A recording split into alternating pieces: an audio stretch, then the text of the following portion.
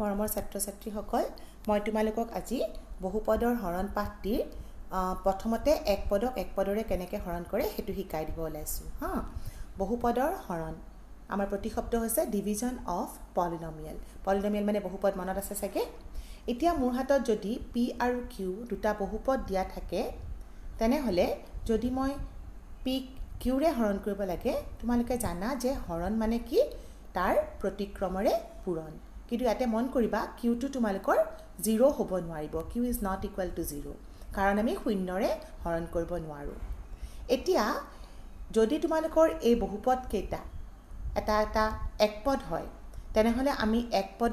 পদৰে হৰণ কৰিব লাগিলে সূচকৰ এই নিয়মসমূহ ব্যৱহাৰ কৰো তোমালোকে আগৰ পাঠত পাই আহিছা সূচক আৰু বিধিবোৰ তোমালোকে মই তথাপি মনত পেলাবলৈ লিখি দিছো এবাৰ প্ৰথম বিধিটো তুমি চোৱা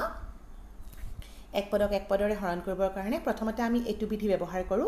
a to the power m হৰণ a to the power n is equal to a to the power m minus n ইয়াতে কি হ'ব লাগিব যেতিয়া ভূমি দুটা একে থাকে হিয়তৰ মাজত হৰণ চিন থাকে তেতিয়া আমাৰ ঘাত কেইটা বিয়োগ হৈ যায় আৰু ভূমিটো একে থাকে হা ইয়াতে যি দেখিছো a is not equal to 0 m and n are m আৰু n হৈছে অখণ্ড সংখ্যা হল এটো ব্যৱহাৰ হয় তাৰোপৰি তোমালোকে এটো পাইছিলা a to the power 0 মানে 1 অৰ্থাৎ যিকোনো এটা সংখ্যাৰ যদি ঘাতটো 0 হয় তাৰ মানটো 1 হ'ব এটো ব্যৱহাৰ কৰা হয় আৰু a হৰণ b মানে মোৰ এটোই মেইন কথা a হৰণ b মানে কি a আৰু b ৰ প্ৰতিক্ৰম কি হ'ব 1/b তাৰ মানে a হৰণ b মানে 1/b প্ৰতিক্ৰমৰে পূৰণ কৰিব লাগিব এতিয়া মই তোমালোকক কেইটামান উদাহৰণ দিছো একদম সিম্পল হয় এক পদৰে হৰণ বহুপদৰ দৰে সূচকৰ অংকবোৰৰ দৰে কৰি গলে হ'ল এতিয়া মই তোমালোকক কেইটামান উদাহৰণ দিছো একদম সিম্পল উদাহৰণ x to the power 7 divided by x to the power 3 এটা সোৱা যেহেতু ভূমি কেইটা একে আছে এটা পদে আছে গতিকে আমি কি কৰিম তাৰ ভূমিটো এজ ইট ইজ ৰাখিলো x আৰু ঘাত কেইটা অৰ্থাৎ 7 আৰু 3 টো কি হৈ যাব বিয়োগ হৈ গল আমি সূচকৰ সেই নীতিটো প্ৰয়োগ কৰিলো a to the power m divided by a to the power n হলে কি হয় a to the power m minus n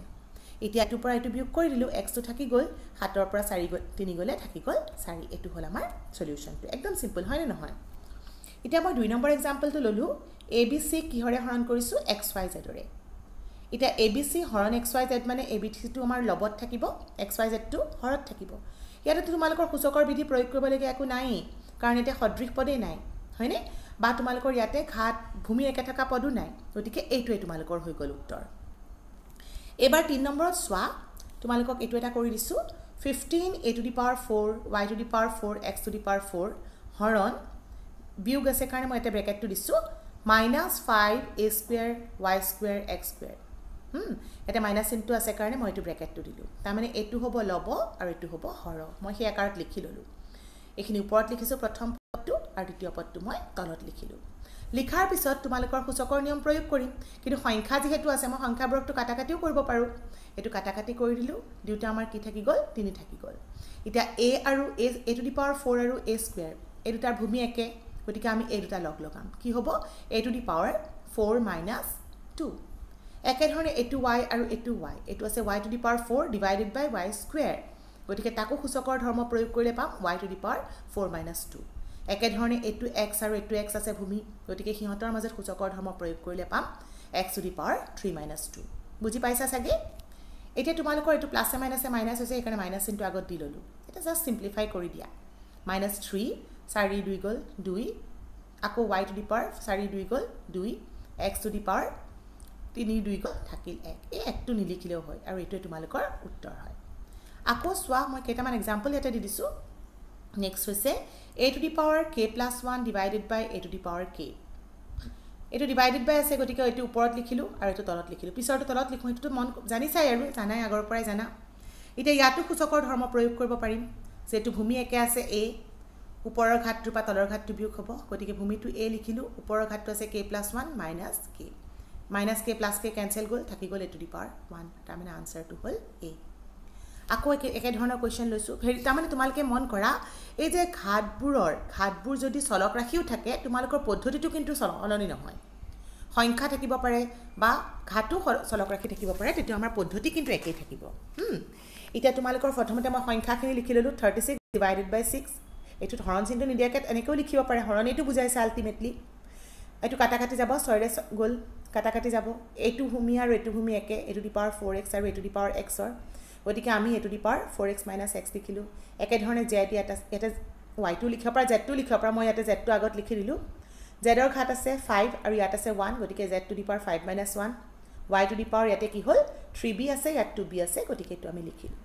লিখাৰ পিছত এইটো কাটা কাটি কৰা বা হৰণ কৰা উত্তৰ পালোঁ 6